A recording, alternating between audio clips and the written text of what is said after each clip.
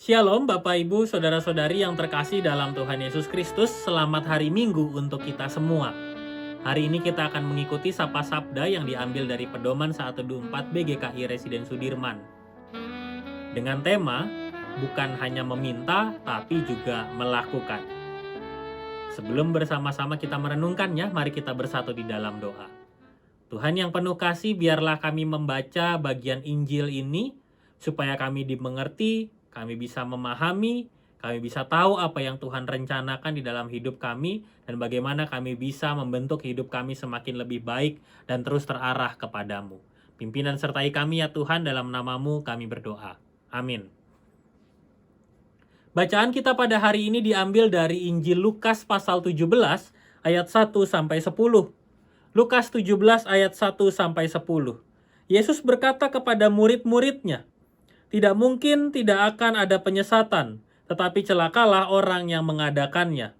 Adalah lebih baik baginya jika sebuah batu kilangan diikatkan pada lehernya, lalu ia dilemparkan ke dalam laut, daripada menyesatkan salah satu dari orang-orang yang lemah ini. Jagalah dirimu. Jikalau saudaramu berbuat dosa, tegurlah dia, dan jikalau ia menyesal, ampunilah dia.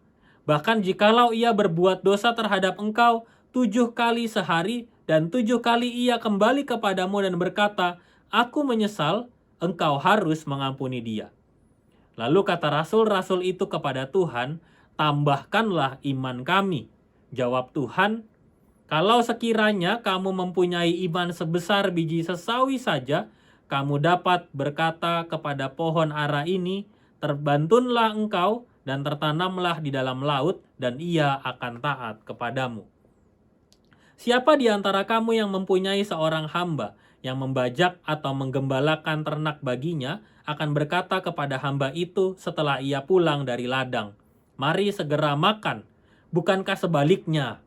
Ia akan berkata kepada hambanya itu, 'Sediakanlah makananku, ikatlah pinggangmu dan layanilah aku sampai selesai aku makan dan minum. Dan sesudah itu engkau boleh makan dan minum.' Adakah ia berterima kasih kepada hamba itu karena hamba itu telah melakukan apa yang ditugaskan kepadanya? Demikian jugalah kamu, apabila kamu telah melakukan segala sesuatu yang ditugaskan kepadamu, hendaklah kamu berkata, 'Kami adalah hamba-hamba yang tidak berguna. Kami hanya melakukan apa yang kami harus lakukan.'" Demikianlah Injil Tuhan Yesus Kristus. Berbahagialah kita yang mendengar dan melakukannya. Haleluya. Bapak Ibu Saudara-saudari, mengapa para murid merasa bahwa iman mereka kurang dan perlu ditambah? Pertanyaan ini mengajak kita untuk melihat konteks kehidupan pada masa itu yang mengukur besarnya kesetiaan kepada sang guru melalui besarnya dan banyaknya iman yang dimiliki, sekalipun tidak ada satuan jumlah yang dapat mengukurnya. Selain itu, ajaran yang disampaikan oleh Yesus dirasakan terlalu berat, sehingga mereka kesulitan untuk memahaminya. Namun di balik itu semua, rupanya para murid belum sepenuhnya memahami tentang hidup beriman yang bukan hanya persoalan besar dan banyak, tetapi hidup beriman adalah tentang kesediaan untuk melakukan firman-Nya. Tambahkanlah iman kami menjadi sebuah pernyataan yang diungkapkan oleh para murid ketika Yesus selesai mengajarkan kepada mereka tentang perhatian dan kepedulian.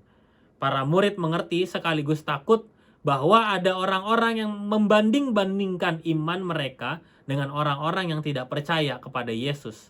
Akan tetapi ketakutan itu sirna ketika mereka menyadari bahwa hidup dalam ketaatan kepada Tuhan jauh lebih penting daripada sekadar bersaing membesar-besarkan iman. Sebab hidup beriman di dalam Yesus juga membutuhkan kepedulian dan perhatian. Selama ini mereka hanya memahami bahwa hidup beriman adalah tentang urusan perorangan dan bukan urusan bersama. Yesus mengajarkan kepada mereka untuk saling menjaga saudara dan juga memberikan pengampunan serta tidak menjadi penghalang bagi karya-karya pemeliharaannya. Maka itu para murid merasa bahwa mereka perlu menambah iman mereka agar mereka bisa memahami maksud dari apa yang sudah diajarkan oleh Yesus. Yesus justru memberikan pengajaran lainnya yang hendak mengajarkan kepada mereka untuk bisa melihat bahwa iman lagi-lagi bukan soal besaran atau jumlah, Akan tetapi hanya dengan iman yang sebesar biji sesawi, mereka mampu melakukan perkara yang besar. Yesus juga menggunakan perumpamaan tentang tuan dan hamba. Perlakuan tuan yang sebenarnya wajar, ya tidak melayani hambanya yang sudah lelah bekerja. Tuan juga tidak mengucapkan terima kasih kepada apa yang telah dikerjakan oleh hambanya. Semuanya itu sudah menjadi kewajiban seorang hamba. Yesus mengajarkan filosofi seorang hamba yang tidak hanya menuntut apapun kepada tuannya. Dikaitkan dengan pernyataan tambahkanlah iman kami, hal itu menunjukkan bahwa seorang hamba tidaklah perlu meminta sesuatu bagi karya pelayanannya. Semuanya akan diberikan oleh Tuhan. Seorang hamba hanya perlu mengerjakan apa yang menjadi bagian dalam kewajibannya. Mari kita merenungkannya. Melalui bacaan ini kita belajar bahwa meminta kepada Tuhan sesungguhnya bukanlah sesuatu yang salah. Akan tetapi terkadang kita meminta sesuatu yang sesungguhnya Tuhan sudah beri dan hadirkan di dalam kehidupan kita. Tuhan sudah memberikan kepada kita banyak hal yang bisa kita syukuri. Tuhan memberikan kita pekerjaan, pendidikan, keluarga, sahabat, komunitas, pelayanan, kemampuan, dan yang lainnya. Semua hal itu pasti membutuhkan perhatian dan kepedulian. Sebagai seorang murid Yesus di masa kini, kita harus menyadari bahwa Tuhan sudah memberikan kepada kita iman yang dapat berdampak luar biasa baik di tengah keseharian kita saat ini. Kita pun diberinya kemampuan, kepandaian, serta hati yang mampu menimbang perkara yang baik dan buruk.